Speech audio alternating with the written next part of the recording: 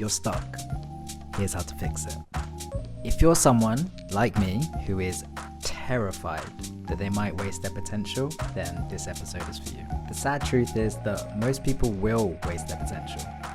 Not because they're not talented, not because they don't have opportunities, because they keep waiting for the right time, waiting for motivation, waiting for the perfect set of circumstances. But deep down, you already know the truth. There is no right time. You either act now or you stay stuck. Becoming the best version of yourself comes down to two choices. You either take action or you stay stuck. Why you're stuck?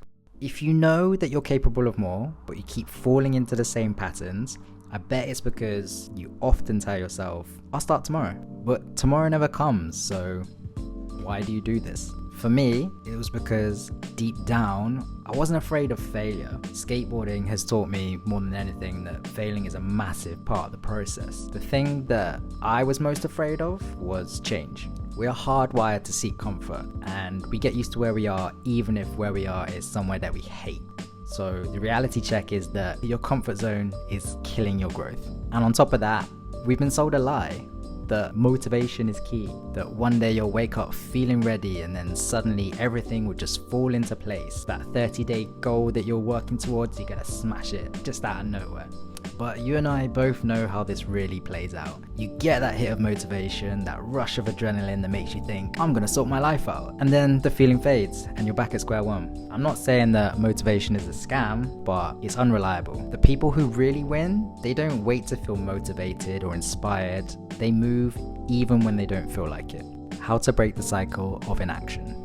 Here's what actually worked for me. Number one is the 5-second rule. I watched a podcast with Mel Robbins, who I'll link down in the description below, and she breaks it down like this. The moment that you feel like you have an instinct to take action, you give yourself a countdown, like a rocket ship. 5, 4, 3, 2, 1, and then you move. Why this works for me is because if I wait any longer than 5 seconds, my brain will come up with some way of talking me out of it. I'm tired, or I'll do it later, and back to the big one, I'll do it tomorrow. And then I'm at the start of the cycle. So the next time you need to take action, give it a try.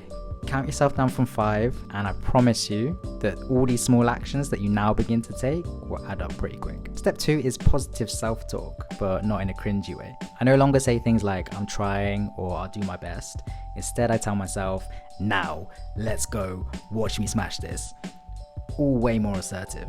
Your actions will follow your identity, so start identifying as someone who gets shit done. Step 3 is cut the excuses. This one is a bit harsh, but it works. Every time you say, I don't have time, or I'll do it later, call yourself out. When I hear people say these things, I have to stop myself from rolling my eyes. Because the truth is that you don't lack time, you lack urgency. Think about it, you'll always have time for whatever you put at the top of your list. Also, I know this one's pretty dark, but I remind myself that there are so many people who died thinking they had more time. They thought they'd start tomorrow.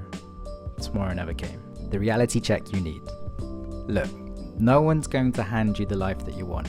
Effort is required. But as someone who's still trying to figure it out, I can tell you that the effort is worth it. If you don't take control of your time, someone else will. When you really think about that, that's quite scary. So ask yourself, are you actually going to do something about it? Or are you just watching another video, feeling inspired for 5 minutes before falling back into the same old habits?